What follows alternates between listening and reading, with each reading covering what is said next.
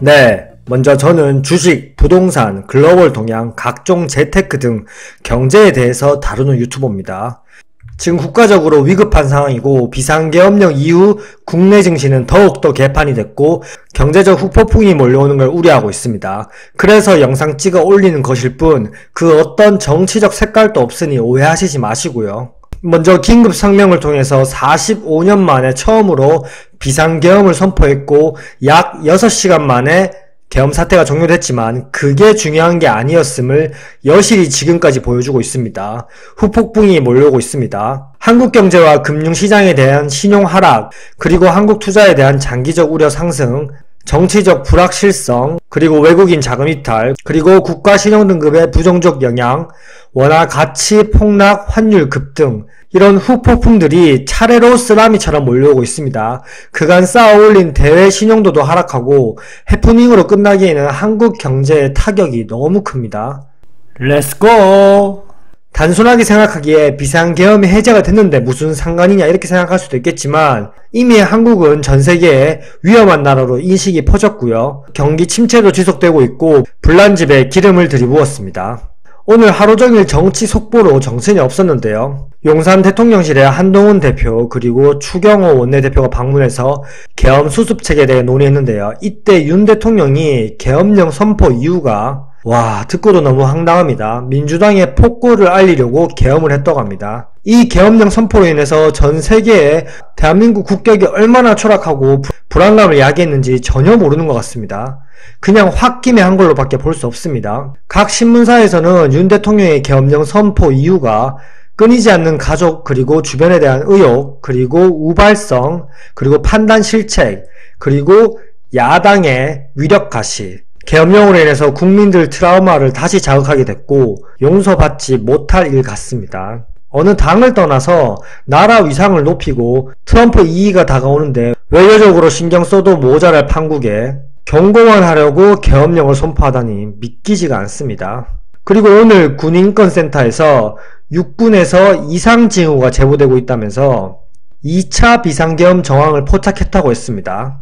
언론에서 많은 전문가가 2차 계엄령이 있을 수 있다고 얘기했는데 설마 했는데 참 참담합니다. 그리고 한동훈 대표가 어제와 다르게 입장을 바꿨는데요. 윤 대통령의 직무 집행 정지 필요하다고 판단했다고 얘기했습니다.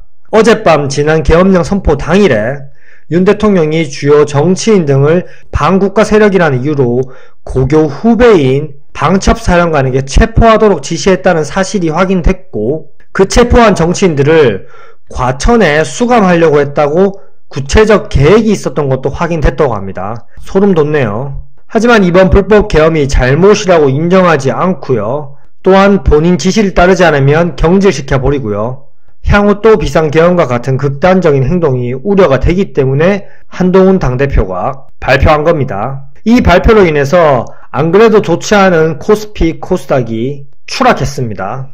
지금 또 이미 바닥인데 지하실을 더 파고 지하 몇 층까지 있는지도 모를 정도로 하락하고 있는 국내 증시입니다.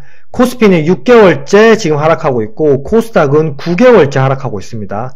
진짜 국내 증시 보면 한숨만 나옵니다. 그리고 지금 또 환율이 1,400원 이상으로 높은데 이 소식과 함께 환율이 또다시 급등하면서 1,430원대를 두드렸고 결국 외환보유고와 또 국민연금을 끌어쓰면서 환율을 진정시켰지만 지속적으로 킹달러를 방어하기에는 역부족입니다. 지금 외환보유고와 국민연금은 우리나라 청년들의 미래 그리고 노후자금인데 그 자금들을 다 뺏쓰고 있습니다. 어떤 행동 때문에요? 비상계엄 선포 때문에요. 정말 본인의 정권과 자리만 생각하는 행동이었다고 볼 수 있습니다.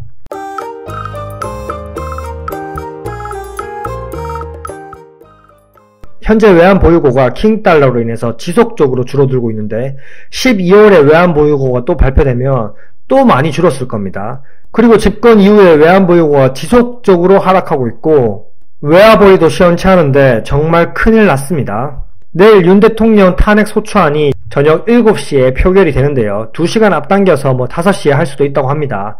이유야 어찌됐든 간에 한나라의 수장이 전시에 준하는 상황도 아닌데 45년 만에 본인이 마음에 안 든다고 계엄령 선포를 하고 전 세계의 독재자가 통솔하는 국가라는 이미지를 심어줬고 위험한 나라 한국이라는 이미지를 심어준 것만 해도 처벌받아 마땅합니다.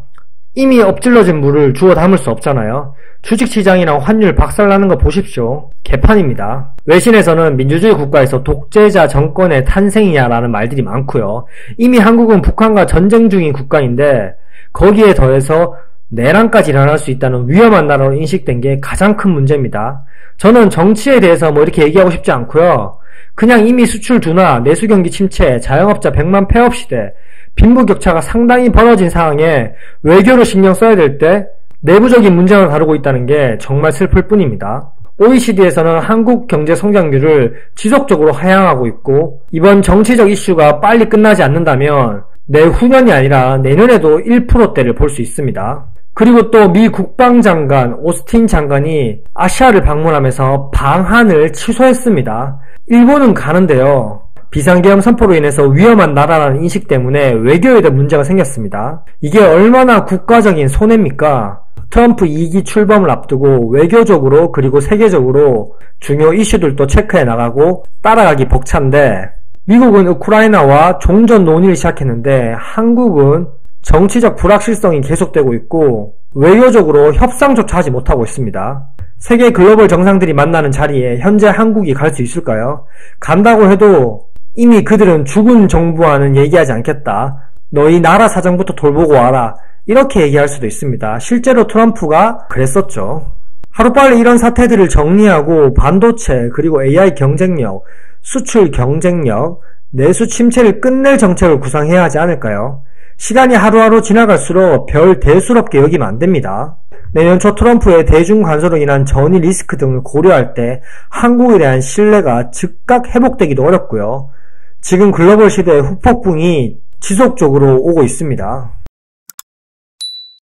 현재까지 나만 괜찮으면 되지 이런 생각을 하면 안됩니다. 앞으로 이 정치적 이슈가 빨리 해결되지 않으면 한국 경제에 대한 국가 신용 하락, 그리고 금융시장 아까 박살난 거 보셨죠? 신용 하락, 당연히 외인들 자금도 이탈하고요. 환율 급등을 방어하기 위해서 외환보유고와 국민연금, 우리나라 국민들의 노후 자금과 현재 청년들의 미래 원동력이 사라지고 있습니다. 그리고 워낙 가치는 녹아버리고 있고요. 전세계적인 망신, 외신에서 독재자 정권의 부활인지 아니면 민주주의 국가로 회귀인지를 지속적으로 모니터링하고 있고요. 아까 말씀드렸듯이 경제 성장률 역시 추락하고 있고 하루빨리 정치적 이슈가 해결되어야 됩니다. 여기서 시간이 더 지체되면 국격 추락, 외화자금 이탈 가속화, 그리고 앞으로 세계에서 한국 고위 관계자들이 회담이나 비즈니스를 할 수 있을까요? 정말 큰 걱정입니다. 이상입니다.